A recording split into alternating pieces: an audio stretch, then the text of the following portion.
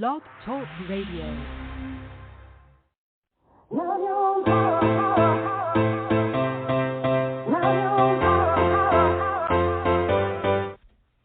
Chatting with Nat is a podcast for independent women seeking to speak their truth and to break down barriers. We host honest conversations that help to guide and empower women. Speak your truth and set yourself free. Let your voice be heard. Hi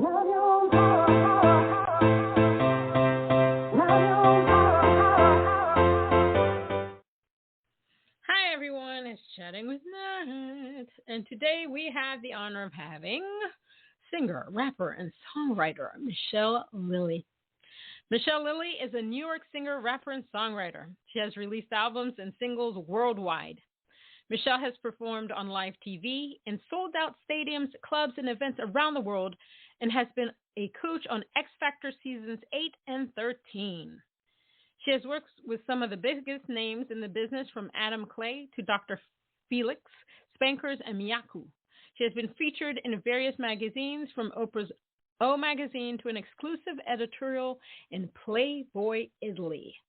Let's give her a round of applause. Fun. Hi, Michelle. Hello. Oh, I'm doing amazing. Thank you for having me on the show. How are you? Oh, you know, I'm surviving in the crazy world. I think we all are. It's yeah. every day there's something new. I mean, but how are you doing in this crazy world? Girl, I'm there with you, just trying to survive in this crazy world. I hear you on that one. But I guess music is our savior, right? It brings me the sanity that I need. Amen to that. Amen to that. Now, one of the things I always like to bring up is the fact it is our crazy world, because we've been through so much in the past 3 years. Hell, we're still going through a lot. But this is the question that I like to ask. Obviously, we've gone through a pandemic, COVID, tsunamis, cicadas, Roe versus Wade. We've gone through mass shootings. We still go through that every single day.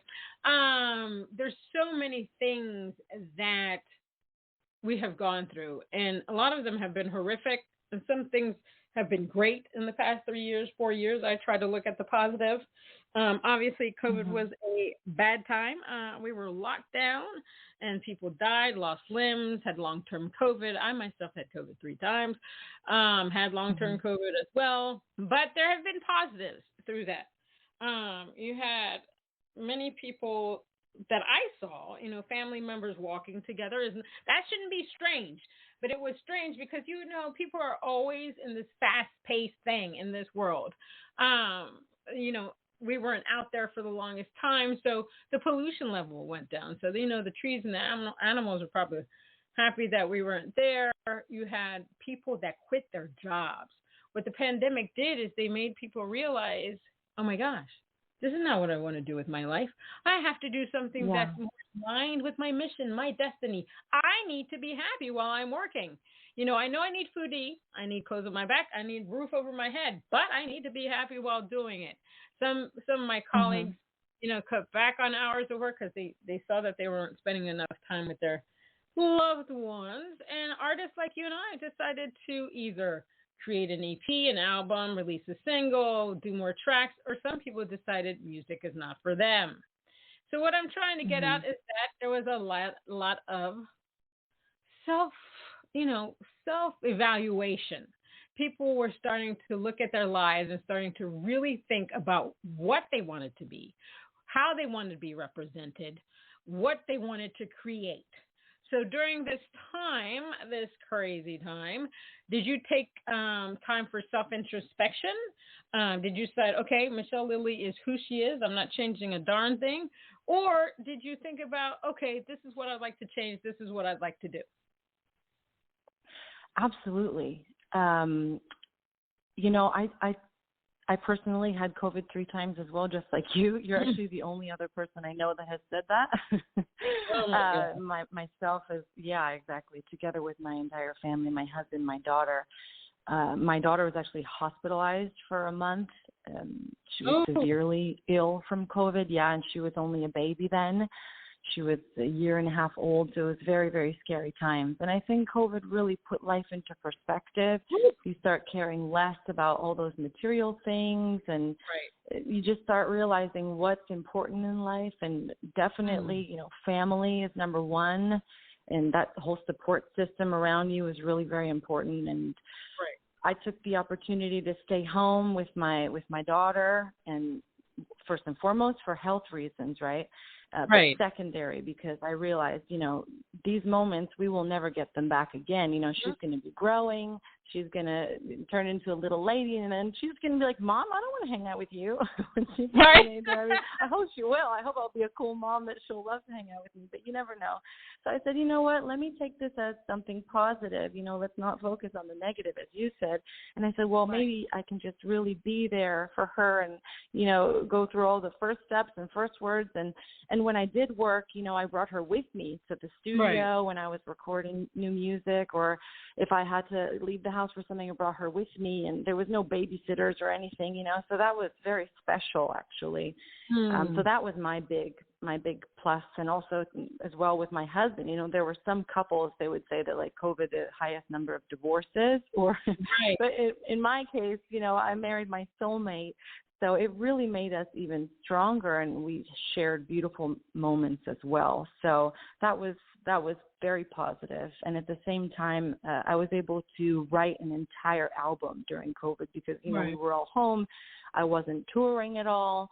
So my entire last album, Pop, I wrote basically at home through COVID times, where I was able to self-reflect, as you said, and dug deep into who is Michelle Lilly now, who was she before, who is she becoming, and who is she now. And I think that my last body of work reflects me as a person and as an artist more so than any other body of work I've put out there. So I actually have to say thank you to COVID in that sense. Right?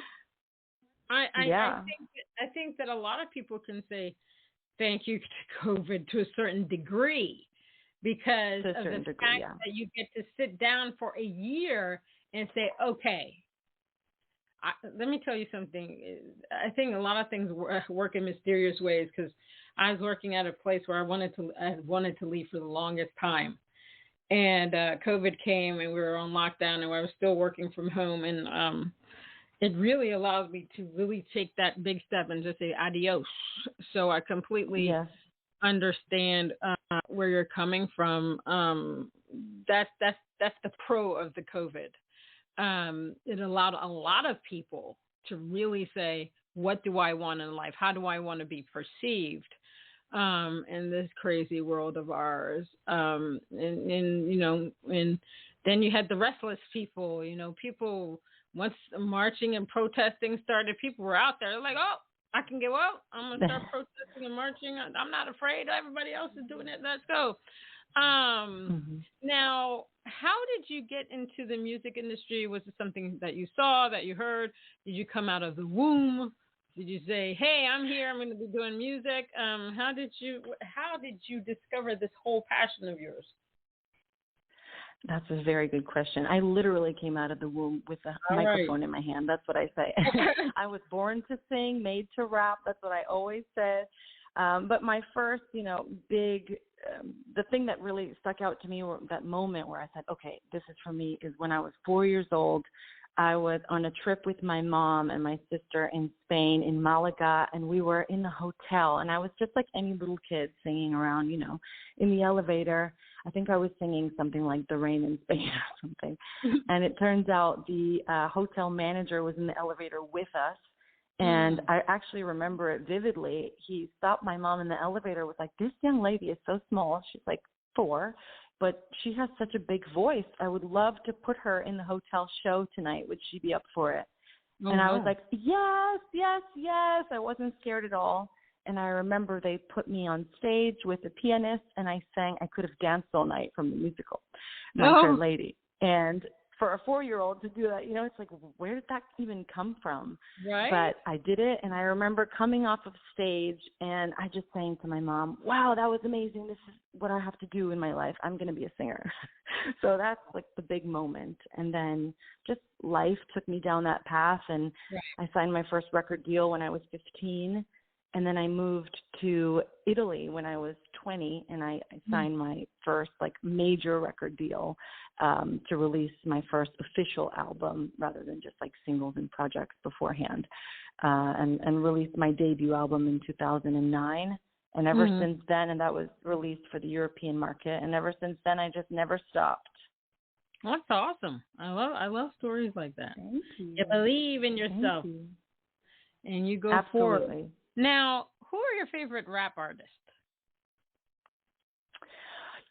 I grew up with the Wu-Tang Clan and Slick Rick back in the day. I'm from Queens, New York. And so my sister and I would be in the car blasting music and the windows down, going over the bridges. Like, I remember those days. So I think I was highly influenced by them, and then by like Lil' Kim, and then obviously the modern day rappers like Cardi B. I think she's amazing. Nicki Minaj. Yeah, so there's so many great rappers out there. So let me ask you this. This was such a controversial moment on TV. I don't know if you watched the Grammys at all, but a couple of years back, you had it was Cardi B and Megan Thee Stallion, and they did a performance. And it caused such an uproar because they're very sexual, and so a lot of people were so upset. Oh my gosh, that's not for TV. Blah, blah, blah, blah. All that stuff, all that jazz.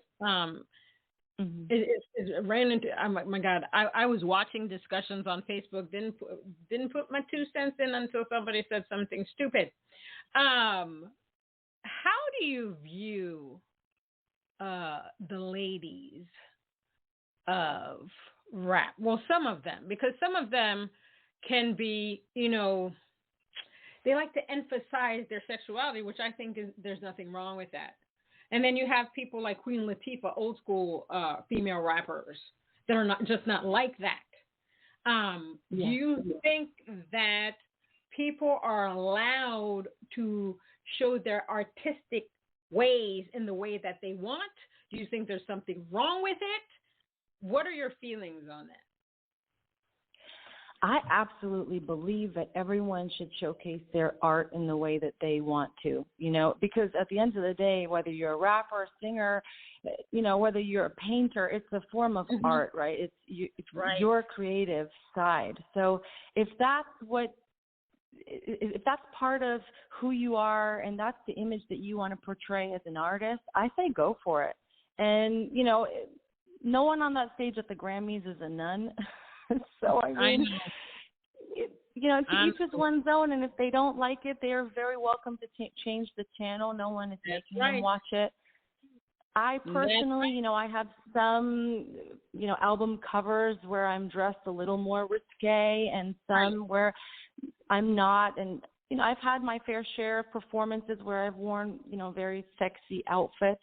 And I've toned it down a little bit since becoming a mom, but not because someone told me to do that. I just decided that, I'm at this part of my career where I don't really want to be showcasing my body, for views, shall we say. I think we can be sexy even wearing like a sweatshirt, right? Or little to no makeup, as opposed to maybe the older version of me back in the day thought I needed like a full head of, glam, makeup, strong makeup, sexy attire to be noticed. But now I'm just kind of like, you either like my voice and you like my artistry or you don't, right?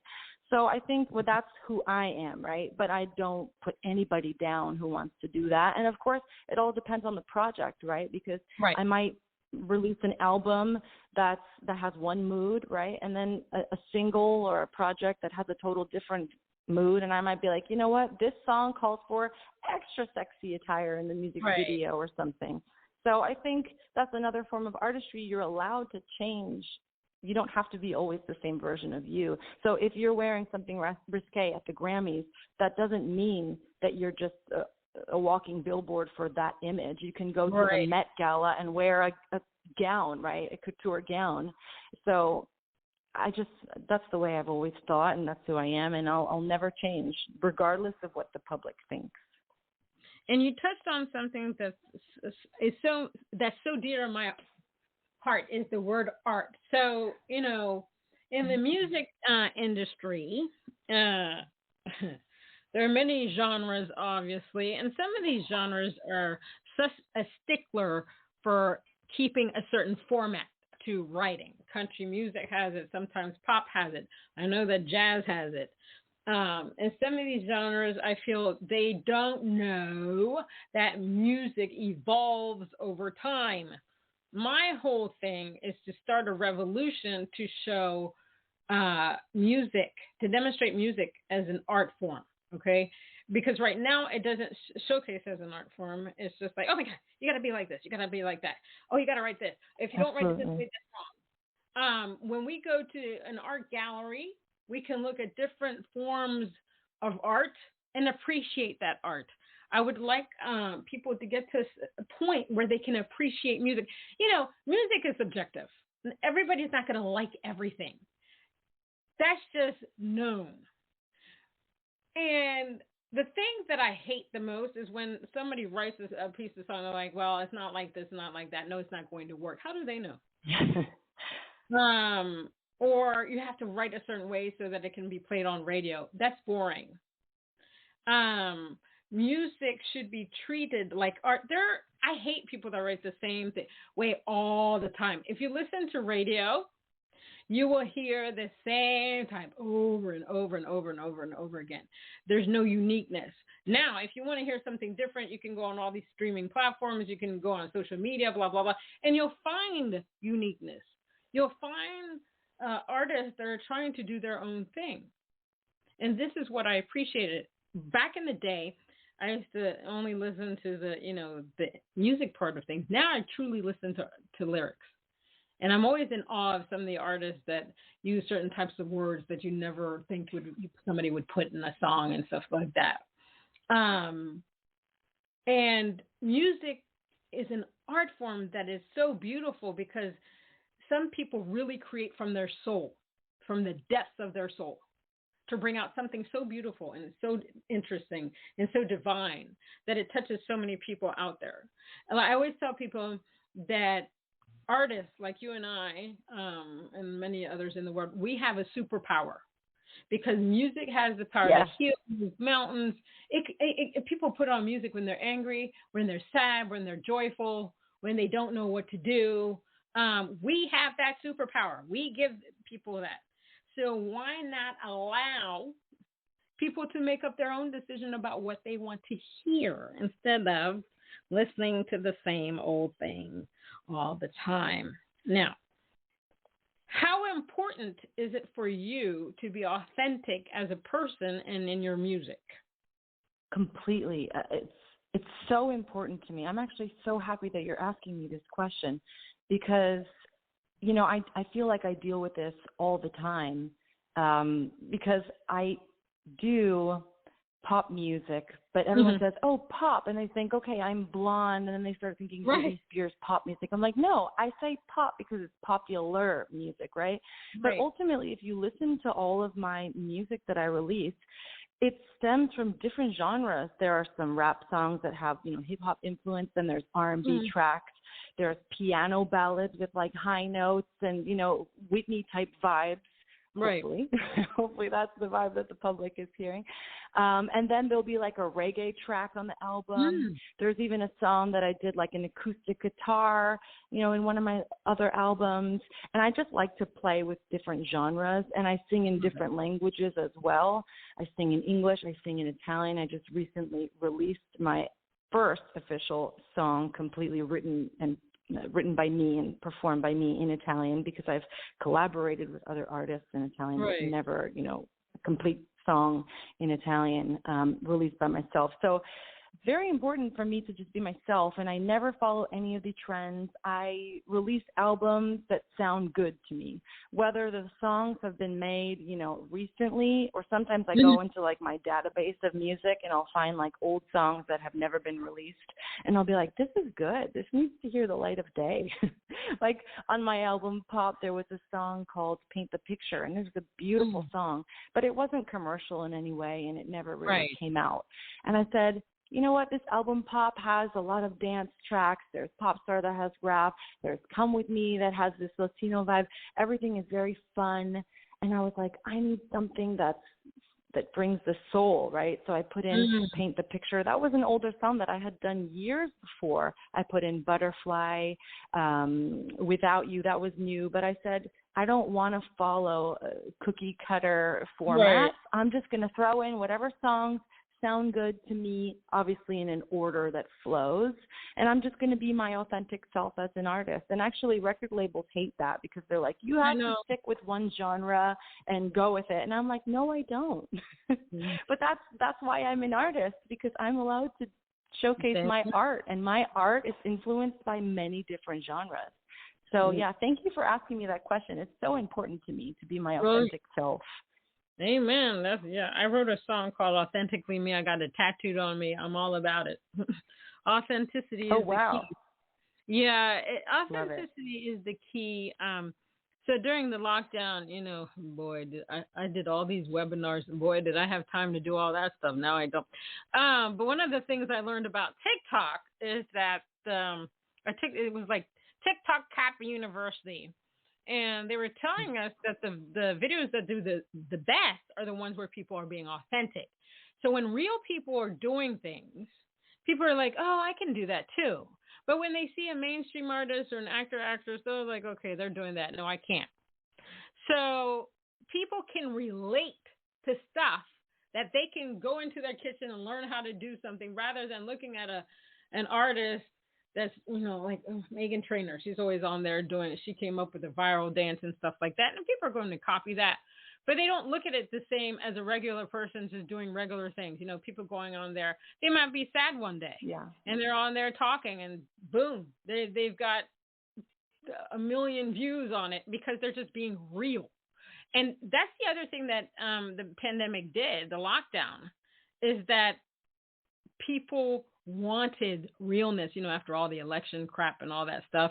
People wanted real news. They wanted to see something someone or something that could give them hope, rather than have to deal with this, I don't know if this is true or not, crap.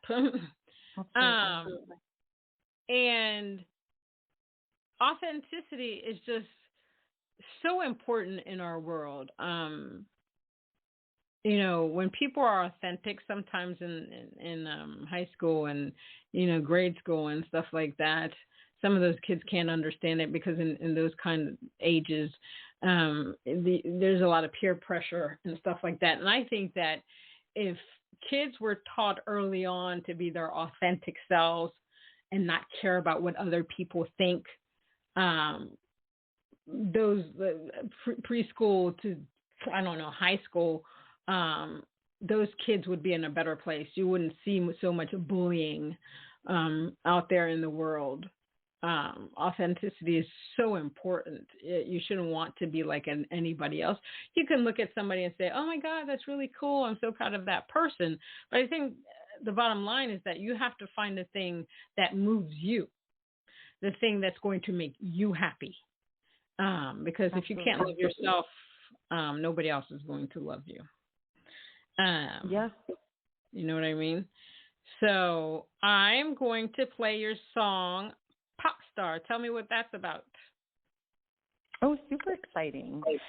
So Pop Star is the first single off the album Pop, and it's kind of me talking to myself, because I had a moment where I thought I was done with the music industry. I thought I wanted to stop. I was over it. I always loved music, but I let the industry part of it get to my head, and I hate it. I actually hate all the, the politics behind the music. Right. I just want to make music, right? I just want to sing. So I had a moment that I was like, I'm over it. I'm done. But then I thought to myself, how dare I cut the dream of my child self, right, that just dreamt of being a pop star. Because I remember sitting there on the windowsill overlooking the New York skyline, and I lived in Queens, and I was right across the bay from Manhattan skyline. And I used to sit in my windowsill every single night and like sing in the windowsill and close the curtains and listen to the acoustics. And it was like my dream. And I'm like, how dare I take that dream away from that little girl? And I think I had to bring it back a notch and remember why it is that I do what I do, right? It's not about the music industry. It's not about views or clicks or numbers, sales, none of that. It's about what's in my heart and soul. And I worked so hard to get to the point where I'm at, right? So I said, no, I absolutely belong to be there, just like everybody else. So pop star is a little bit of the pop star version of me talking to that person that wants to give up and saying no, keep going, right? So it's a very fun concept, a little dark, but it turns out very light and positive. It's a positive message. Awesome. Let's play it.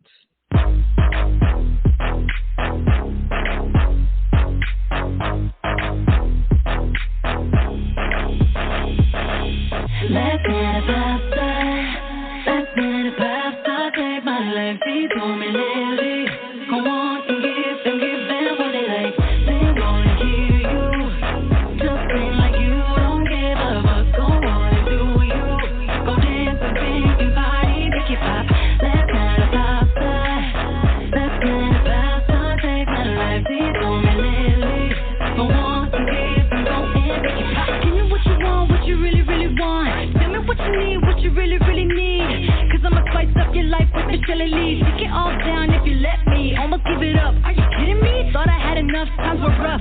Till I had an epiphany. Must have been at breakfast with Tiffany. That blue box in my head, do a dime is a good to me. Let's get a pasta. Let's get a pasta. Save my life, she told me lately. Go on and give them what they like. They wanna hear you. Just sing like you don't give a fuck. Go on and do you. Go dance and sing and party, make it pop. Let's get a pasta. Let's get a pasta. Save my life, she told me lately. Go on and give and go and make it pop. Make it pop, pop, make it pop, pop, pop. Everything I do, I'ma make it go pop. Everything I touch to the touch goes hot. Make it explode, Hiroshima on the spot. Grab the mic, in my hand, turn it up. Born for this, baby, I'ma turn up your life. Born as a premium, now I'm larger than life. Live my own dreams, only got one life. I'm a star, yeah, my genre's pop. Put a little hit in that pop, now that's hot. Talk about me, temperatures rising up. Almost lost it down, now I'm straight to the top. Now ride, go smooth on up. Fame looks good, I mean, does it not? I'm the same bitch, bad bitch, crew wet. All them bitches stop, make room, time's up. Let's get a pasta. Let's get a pasta. Take my life, she told me lately. Go on and give them what they like. They wanna hear you. Just sing like you don't give a fuck. Go on and do you. Go dance and sing and party, make it pop. Let's get a pasta. Let's get a pasta. Take my life, she told me lately. Go on and give and go and make it pop.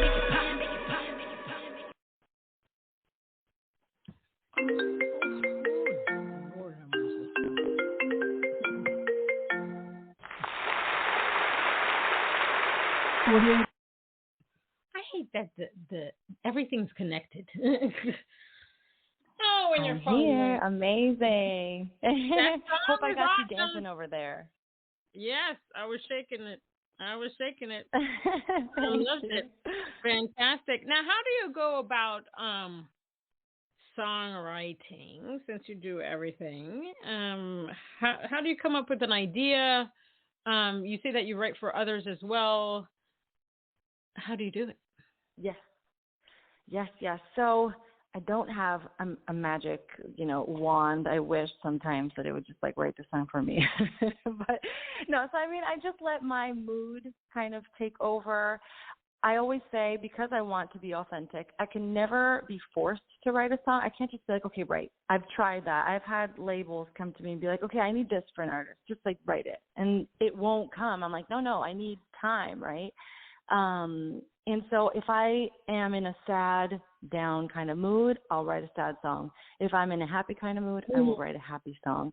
And I think that helps a lot. So first and foremost, being in the right mood of the song itself that you're going to write helps. Secondary, yes, I do write all my music, lyrically speaking, and I co-produce in the sense that I decide, the layout of the piece. Like, okay, we're going to do the intro here or here. I'm going to do the doubles, and then this is going to be the bridge. But I do not produce the beats themselves. I wish I knew how to do that, maybe one day, but that I don't know how to do. So usually what I do is I have my go-to producers, people that I've loved to collaborate with over the years. And I'll be like, okay, let's say it's an album. I'll say, send me some stuff. And they obviously know my vibe and things that I like. So they'll send me a bunch of things. And I'll pick out the beats that I think mostly represent me and that I think vocally will be a good match. And then I just keep them there on my computer. And when I'm in that, happy mood, I'll look for that beat that says happy and I'll just start writing. And it's so funny because I either can't write at all, like nothing will come out. But when I get an idea and have to write a song, literally most of the times the songs are done in like an hour. And I'm just like in this almost like a trance, like something takes over me. And everyone's always like, how do you do that? It was like an hour ago there was no song and now it's like the entire thing is done. Like, where does it come from? And I honestly couldn't tell you. It's just like in me. Oh, I get it. I mean, when somebody says, or I'm working on my own music, or somebody asks me to write something, I can't be forced to write that. Nothing's coming out. Nothing. Exactly. Nothing's coming out. I will stare at the screen, or I still write on paper, like touch the paper. Nothing. Me too. I'll yell at the screen, yell at the paper, and say, okay, screw this. I'm going to bed. And the next day, things will just flow. It will just, I'm like, oh, where were you yesterday? Okay, I understand this. I had to relax, and then the songs just flowed. I think that we sometimes overthink things that are like, oh my God, nothing's coming through. And then when you're relaxed, you're like, okay, oh, what was I worrying about? No, I completely understand that. I wrote for somebody a couple of years ago. We still have to put the single out. Person came to me. I had never written something for anybody else. And I was like, oh, my gosh, how do I even do this? But he had a theme, and I was able to work around the theme. It's just an interesting concept because when I write songs myself, my songs are about the world. I write social impact message songs, and it was just a different take and different spin. Now, do you ever write songs about what's going on in the world, like social impact message songs? Yes and no. Maybe not directly, but indirectly, I might, mention something like I had a song called One World that I released on the 2 albums ago on my album Shine, and it really talked about just the world being messed up and how we need to come together, and the concept of war just has no point, especially with what we're going through nowadays. It's just there's no good that comes out of war at all, and all these children that are suffering and families and people. If we can just love one another and learn to love one another, or just be a better person and spread love, give love, receive love as well, then ultimately we can be one world. But as long as we keep pointing fingers at one another and judging and criticizing and being negative, we'll never have one world. So that song was a very special song for me, I agree 100%. But what do you think about this? There are a lot of artists that feel like, oh my gosh, if I write anything political or anything going on in the world, it might alienate my fans. Now, my thing is that if your fans know you, they're not going to care. There might be one or two that might, oh my God, I didn't know they believed in this.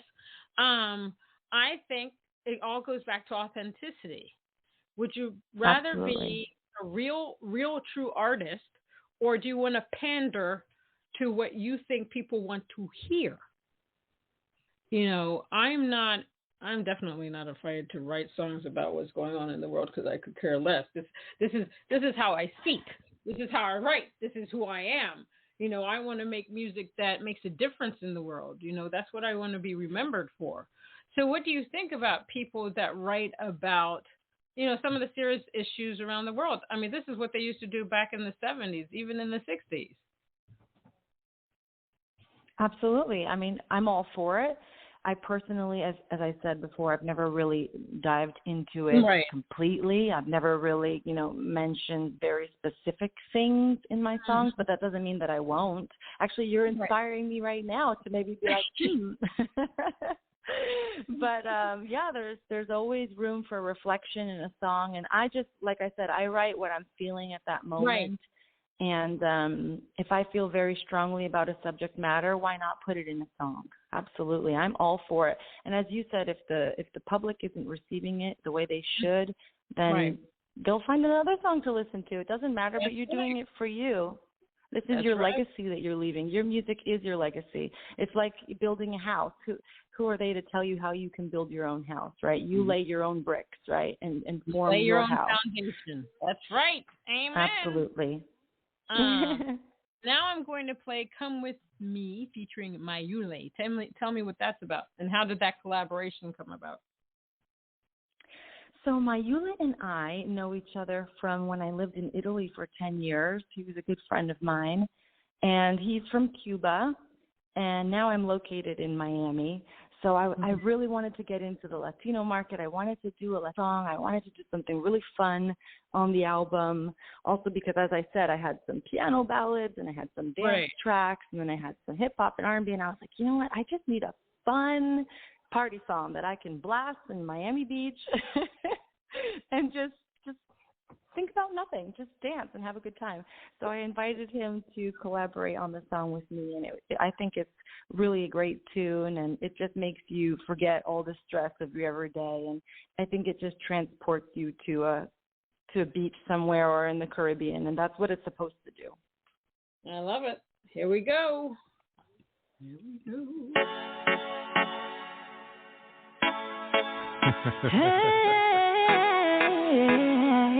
Mayule baby, Astro Boy, Michelle, Lily. Come with me. I want to go somewhere to see. Will you come on? Or come with me.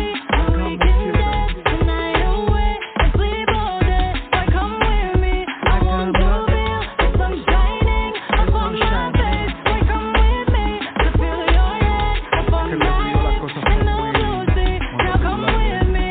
Well, life is a trip for Louise. Sometimes we get it when on our faces. Skinny dip in the pool and the beaches. Oh, Let's go. sleep all day in your nightly defeated. Run around through the town going places. Me and you, we are one here in nature. Oh. Mayule baby, Chori, tu cuerpo me lleva hasta mismo el cielo. Yo por tus labios con sabor a caramelo. Cruzando mares que el mundo conquistaremos. Y bailaremos hasta que nos queme el fuego. Baby, te ha vuelto mi adicción. El modo en que tu booty sube y baja ritmos de reggaetón. A la hora que me llame, mami, tú sabes que voy. Solo, baby, dime, where you wanna go?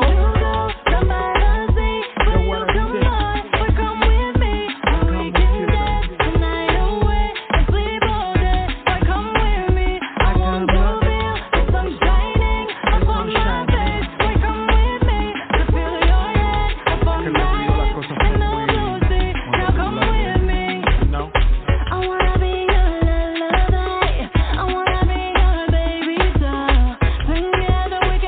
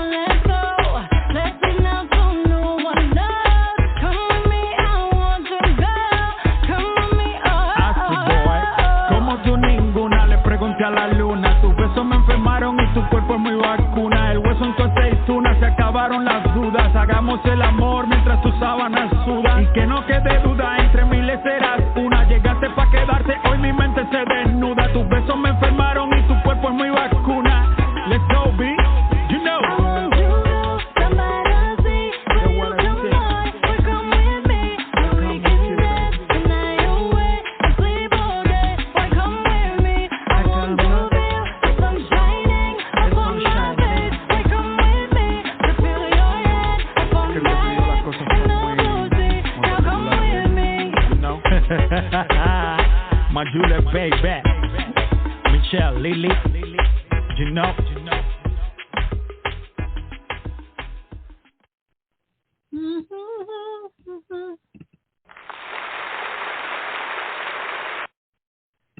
That is my type of music. Oh, I love it. Thank you. I absolutely love that. And I get the Miami vibe. That's all I could envision. I'm like, yep, that's what I'm feeling right now. It's fantastic. Woohoo! Mission accomplished. Thank you. Fantastic. Now, you mentioned in your bio that you were on Xfactor seasons 8 and 13. How was that experience? So I wasn't a contestant on Xfactor. I was actually a coach. As a coach. Yeah, as a coach. Yes. Yes. The experience was beautiful. I'm really happy I got to do that. But I think between the 8th season and the 13th season, it was very much different. The 8th season, I was brought in and worked specifically with 2 artists in general. Okay. And I was more hands-on. Like, I went with them to the studio, and one of the challenges on the show towards the end, the semi-finale, was they had to write their own song. And I sat there with them and co-wrote the songs, helped them. I guided them, right? And we wrote it together. And that was a beautiful thing to do as well. And to work with these young, aspiring artists, once again, it brought me back to understanding, oh, yeah, I remember when I was, at that age and wanting to do music. And it was just beautiful. It was a beautiful experience. And then the second time around in season 13, it was totally different. In that sense, I was the official coach for the entire show for all of the contestants, and they brought me in to work based on, what they needed to be helped with, whether that be their, their ability to sing or their pronunciation. This was in Xfactor Italy, so it wasn't the American one. So I worked with a little bit of everyone. It was different, but it's funny actually because I was supposed to be on the 12th season instead of the 13th, and nobody knows this, but I'm sharing something quite interesting, and I'm sure you'll appreciate this as well to know that because I was pregnant at the time when we were in talks to do the show, and I didn't think I was going to pop by then, and the show was supposed to be October 2018, and I had my daughter in September 2018. And so I was like, okay, she'll be like a month old, not a big deal. She'll be fine to fly. She'll be a month old. It's no big deal. And they said, no, wait a minute. You're not allowed to. Oh, my God, you had the baby. We can't allow you to come here to the show. I'm like, well, what do you mean I want to work? Like I have that New York hustle, like that mentality, like, no, I'm good. And they're like, no, you don't understand. It's Italian law. You have mandatory maternity leave. And I'm like, no, but you don't understand. But I don't want it. It's fine. And they're like, no, but you have to. So, and I was like, what? And they're like, yeah, for 8 months, it's mandated by law. And I think that I just wanted to note this because it changed my perspective on a lot of things. And I realized, wow, this country, and many other countries in the world, they have maternity leave. And here in America, we don't. The mother, as long as she's physically able to go back to work, she's expected to. And I said, wow, we can learn and grow from something like this. And then I was like, okay, well, you know what? No one's giving me a mandatory maternity leave, but I think I'll make one for myself, which is why I then, took some time off and stopped touring and things and really dedicated myself to my daughter and my family. And it was really important to me. So, yeah, sorry. I wanted to sneak that in there and make a political stance on it. That's right. I think we should have mandated maternity leave. Amen. I agree with you. Now, you also own your own record label, Lily Entertainment. Do you have artists under that? Is it just you? At the moment, it's just me. I opened Lily Entertainment in 2017, and I've released my latest singles and last 2 albums on that record label. That doesn't mean that I won't sign other artists in the future. I'm definitely open to it, but as far as I'm concerned, as of right now, I've only released my own music or collaborations with other artists where I was involved as well. Awesome. Now, not only do you sing and you rap and you write, you also host Cooking with Michelle Lilly, I guess a cooking show on YouTube. Tell me about that. Yes, it's my fun little side gig. No, I'm just joking. So it came to me during the COVID years. You know, we keep talking about those years, but they're always there. I don't think we can ever forget them. Right. And we were all, you know, at home and trying to figure out what we're going to do next, what projects, and we were all limited. And, you know, as we said, everything was closed and I wasn't touring and everything. And I've always loved to cook. Ever since I was a kid, everyone in my household always called me Chef Michelle. So it's something that I've always done since I was a kid. And then living in Italy for 10 years, I really, you know, brought my cooking skills to another level.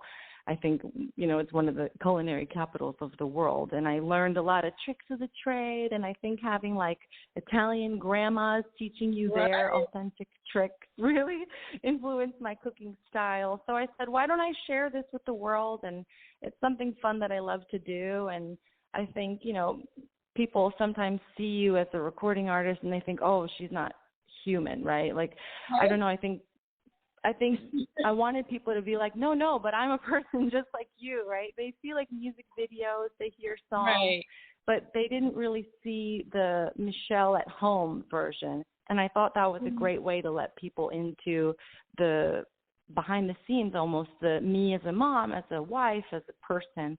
So it kind of does both. And why not give them some of my tricks that I've learned along the way, and they'll get some recipes, you know, things. And I don't follow recipes. I don't have cookbooks. I don't do any of that. It's just within me, and I add a little of this and a little of that. And if you ask me how many grams of something goes in a recipe, I couldn't tell you. So you have to watch the show to really get the recipe. Yeah.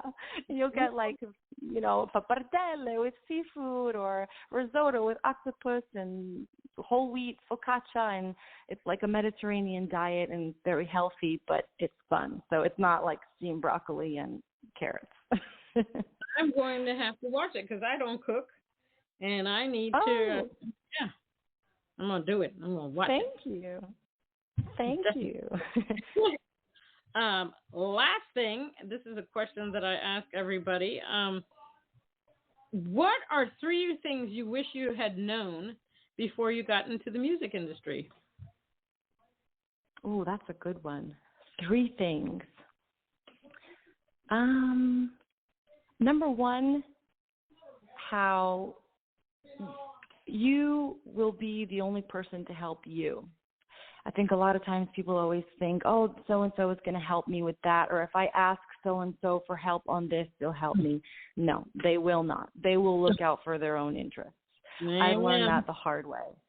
So I think that's the first one I would have loved to know, that you can only count on you, right, to do it. The second thing is I wish someone would have told me that the best music that you make is the ones that you don't try to make. You know, the best songs are the ones that come from the sky, as we discussed earlier, that literally you just wake up in the middle of the night and it's just like a whole chorus comes into your head and you write it down. And the ones that you waste so much time on, oh, I got to get this done, or let me make this song that's going to be a hit. If you sit down at the table and say, I'm going to write a hit song, you will not write a hit song. Exactly. Yes. And then the third thing is, you got me thinking right now. Just believe in yourself. You know, sometimes in this industry, because it's so cutthroat, I think people tend to doubt themselves, or they question their art. Is it good enough, or am I good enough? And I've asked myself that many times. I've reflected on that. And I think if someone would have told me, you know, just believe in yourself. The only person doubting you is you. You are your own worst enemy. I think that would be the best advice that I wish I would have known or told myself earlier. One of the things for me is the biggest thing is that two things. Working in the music industry, oh my God, it's so much work. Whoo, Lord, it's a lot of work. It's like 24/7. And number 2, there are a lot of scammers. So it's almost like they smell new artists because they latch on to them. Oh, I can make you famous. I can do this. I can do that. Basically, people need to do their due diligence. Research. Anybody that comes to you and tells you that they can make you a star. I don't, even if you think they're legit, do some research, contact people that have worked with them, because music is great, but on the flip side, the business side, there are some people that are just not right. They're just not. And I've absolutely. Starting out in this music industry, I came across a lot of them, and I got fooled, bamboozled, as they would say, by a couple. No more. I don't have time for that. It's a scary world out there. Woo, it is. Well, Michelle Lilly, thank you so much for being on Chatting with Nat. I am going to watch your food channel. I need to learn how to cook, especially some Italian food. I love Italian food. I'll post a new video tonight. It's vegetarian and gluten-free meatballs. And I swear they're good and taste just like meat. I'm going to have to tell my friend about that, because my friend, my BFF, Nikki Smith, who's partnered with Sisters in Music, she has to eat gluten-free food. So I am going to have to send that link to her. Wonderful. Aw, thank you so much. It was so lovely chatting with you. It was like a best friend sitting on the couch drinking wine. This is the best vibe ever. Thank you. Yes, I love that. No, thank you. Thank you for honoring me with your presence. I like you. My pleasure. You're a great vibe, and I love your music. Thank you. Likewise. You're an entrepreneur to look up to. So I can't wait to hear more from you and see what's in store from you. Thank you so much. Likewise, all the best with the show, and keep doing your music, and I love your energy. Keep it up, girl. You're awesome. Thank you, Natalie, and thank you, Sisters in Music. All the best. Ciao, ciao. Ciao. Hey, everybody. That was Michelle Lilly. She's a singer, rapper, and songwriter. You can find her at her official website at michellelilly.com. She's on Instagram, Michelle Lilly Official. On YouTube, Michelle Lilly TV. She's on Spotify, Pandora, iHeartRadio, Apple Music, Tidal, you name it. She's everywhere. And if you can't remember that, remember, you can Google. I'm getting a T-shirt that says Google me. And don't forget to purchase music. I know we can stream it, but we need to make money too. All right, everybody. Until the next time on Chatting with Nat.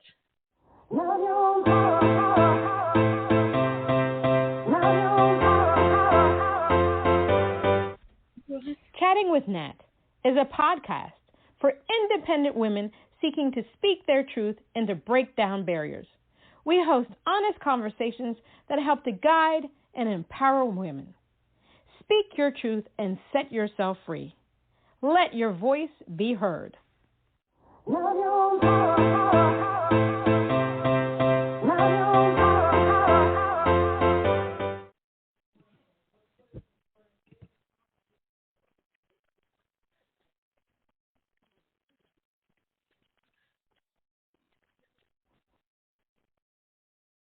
At Grainger, we're for the ones who specialize in saving the day, and for the ones who've mastered the art of keeping business moving. We offer industrial-grade supplies for every industry, with same-day pickup and next-day delivery on most orders, all backed by real people ready to help, so you can get the right answers and products right when you need them.